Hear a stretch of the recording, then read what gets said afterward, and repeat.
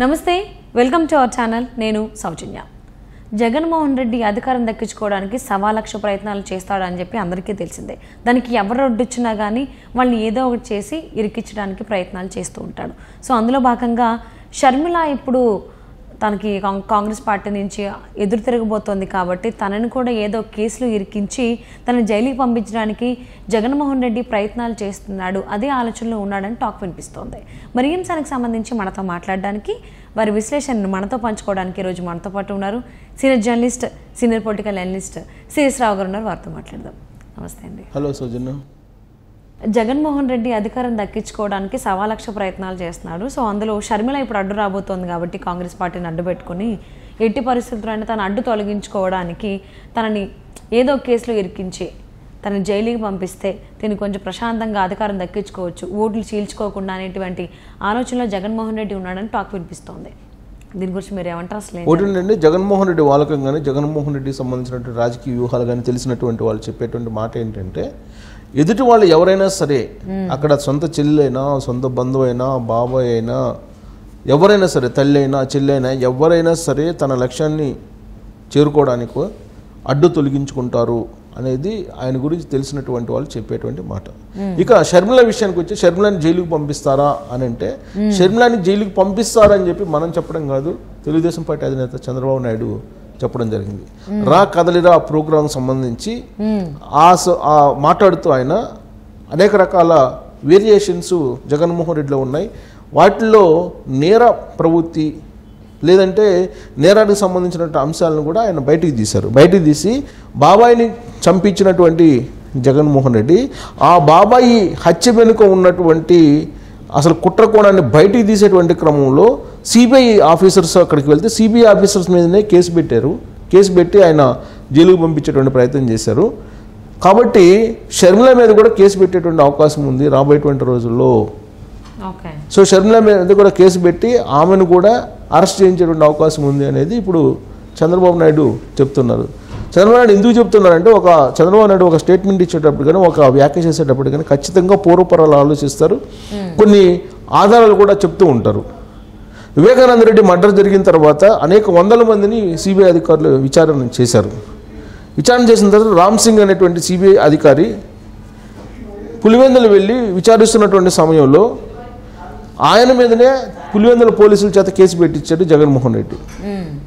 అలాగే తన తండ్రి హత్య వెనుక ఎవరున్నారో తెలియజేయాలని చెప్పి ఆయన న్యాయ పోరాటం చేస్తుంది ఆమె వివేకానంద రెడ్డి కుమార్తె డాక్టర్ సునీతారెడ్డి.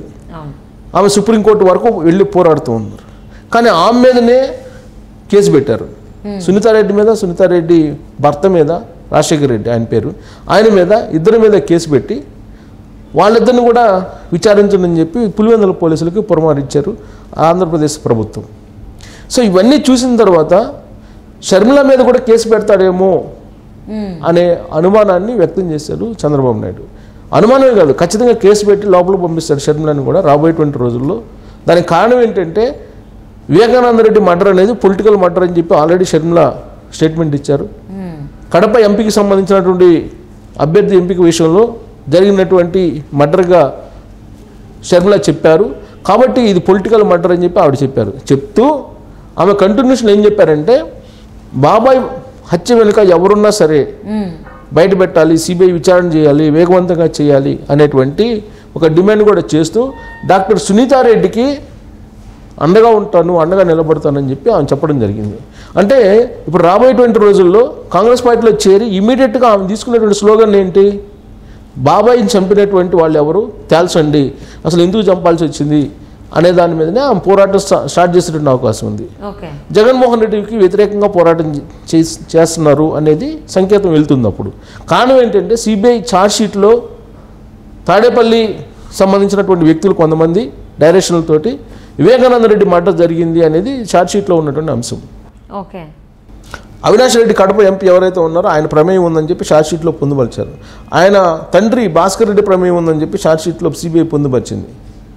సో అవినాష్ రెడ్డిని అరెస్ట్ కూడా చేశారు, ఆన్ పేపర్ అరెస్ట్ చేశారు, కానీ డైరెక్ట్గా అరెస్ట్ చేయలేం, బెయిల్ మీద బయటకు వచ్చారు అవినాష్ రెడ్డి. సో కాబట్టి సిబిఐ ఇప్పటికీ కూడా ఏం చెప్తుందంటే, ఖచ్చితంగా ఇది పొలిటికల్ మర్డరు, దీంట్లో కీలకంగా సూత్రధారిగా అవినాష్ రెడ్డి అండ్ టీం ఉన్నారు అని చెప్పి చెప్తోంది. అయినప్పటికీ కూడా ఆ కేసుకు సంబంధించి ఇప్పటివరకు కూడా ఫైనల్ కాల.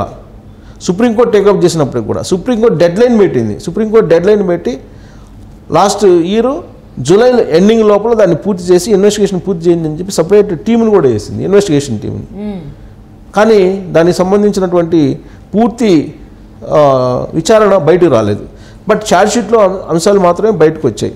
ఈ లోపలనే పులివెందుల పోలీసులు ఈ డాక్టర్ సునీతారెడ్డి అలాగే ఆమె భర్త రాజశేఖర్ రెడ్డి ప్లస్ సునీతారెడ్డి మీద అలాగే ఆర్పి సింగ్ మీద సిబిఐ ఆఫీసర్ ఆయన మీద కూడా కేసు పెట్టడం జరిగింది పోలీసులు. అంటే రివర్స్లో పోలీసుల మీద రివర్స్ కేసు పెట్టారు.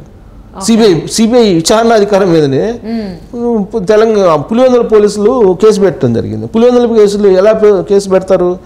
ప్రభుత్వం యొక్క డైరెక్షన్ లేకుండా కేసు పెడతారా? సాధ్యం కాదు. సో కాబట్టి ఇవన్నీ చూసిన తర్వాత చంద్రబాబు నాయుడు ఒక ఒపీనియన్కి వచ్చారు. రాబోయేటువంటి రోజుల్లో షర్మిలను కూడా కేసులు పెట్టి పులివెందుల పోలీసుల చేత అరెస్ట్ చేయించేసి జైలుకి పంపిస్తాడు జగన్మోహన్ రెడ్డి. దానికి ఎలా ఎన్నకాడ్డు అని చెప్పి చెప్తూ అసలు వివేకానంద రెడ్డి మర్డర్ జరిగినప్పుడు ఏం జరిగింది? ఆ రోజున ప్రభుత్వం తెలుగుదేశం పార్టీ ఉంది. ఆ మర్డర్ చేయించింది చంద్రబాబు నాయుడు అని చెప్పి రక్త చరిత్ర అని ఒక పుస్తకాలు వేసి పంచారు. వాళ్ళ ఇంట్లో గొడవలు కూడా తన మీదనే చేస్తున్నారు అని చెప్పి ప్రజాక్షేత్రంలో నిజాలను బయటపెట్టేటువంటి ప్రయత్నం చంద్రబాబు నాయుడు చేశారు.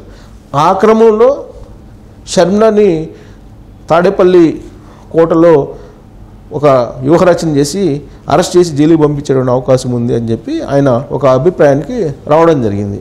సో ఆమె కాంగ్రెస్ పార్టీలో చేరబోతున్నారు. కాంగ్రెస్ పార్టీ చేరారు కాకపోతే కీలకమైనటువంటి పోస్టు ఆమె తీసుకునేటువంటి అవకాశం ఉంది. అది కూడా ఆంధ్రప్రదేశ్ పిసిసి అధ్యక్ష బాధ్యతలను తీసుకునేటువంటి అవకాశం ఉందని చెప్పి అంటున్నారు. అది తీసుకున్న తర్వాత రాహుల్ గాంధీ అలాగే ప్రియాంక ఆంధ్రప్రదేశ్కి వచ్చేటువంటి అవకాశం ఉంది. బహిరంగ సభలు పెట్టేటువంటి అవకాశం ఉంది. ఆమె రాబోయేటువంటి రోజుల్లో కడప ఎంపీగా పోటీ చేస్తారనేది ఒక టాక్ వినిపిస్తుంది. పులివెందుల నుంచి డాక్టర్ సునీతారెడ్డి ఎమ్మెల్యే అభ్యర్థిగా పోటీ చేసిన అవకాశం ఉందని ఇంకొక టాక్ కూడా వినిపిస్తుంది. కాదు అసలు కడప ఎంపీగా డాక్టర్ సునీతారెడ్డినే పోటీ చేయించేటువంటి అవకాశం ఉంది. షర్మిల రాజంపేట నుంచి ఎంపీగా పోటీ చేసిన అవకాశం ఉంది. ఇలా రకరకాలుగా స్పెక్యులేషన్స్ ఉన్నాయి. సో ఏ స్పెక్యులేషన్స్ అయినా కానీ వన్స్ సీన్లోకి షర్మిల వచ్చిన తర్వాత జగన్మోహన్ రెడ్డి యొక్క మొత్తం వ్యవహారం మొత్తం బయటికి తీస్తారు. ఎందుకంటే ఇంటి గుట్టు కాబట్టి ఇంటి గుట్టు తెలుస్తుంది షర్మిలకి. సో ఇప్పటి వరకు విపక్షాలు చెప్పాయి జగన్మోహన్ రెడ్డి ఇంట్లో ఏం జరుగుతుంది, జగన్మోహన్ రెడ్డి ఏం చేస్తున్నారు, కోడికత్తి ఏంటి, లేదంటే బాబాయ్ గొడ్డల పోటీ ఏంటి, ఇవన్నీ చెప్తూ వచ్చారు విపక్షాలు. కానీ విపక్షాలు చెప్పేదానికన్నా కూడా ఇప్పుడు ఇంట్లో మనుషులు చెప్తే ప్రజాక్షేత్రంలోకి ఆ వాయిస్ వెళ్తే ప్రజలు విశ్వసించేటువంటి అవకాశం ఉంది. సో కాబట్టి అందుకే ఇప్పుడు సజ్జల రామకృష్ణారెడ్డి చాలా వ్యూహాత్మకంగా రాజశేఖర రెడ్డి హెలికాప్టర్ ప్రమాదం మీద కాంగ్రెస్ పార్టీ మీద అనుమానం ఉంది, రాజశేఖర రెడ్డి హెలికాప్టర్ సంబంధించిన అంశం మీద అని చెప్పి ఒక చిన్న లీక్ ఇచ్చాడు.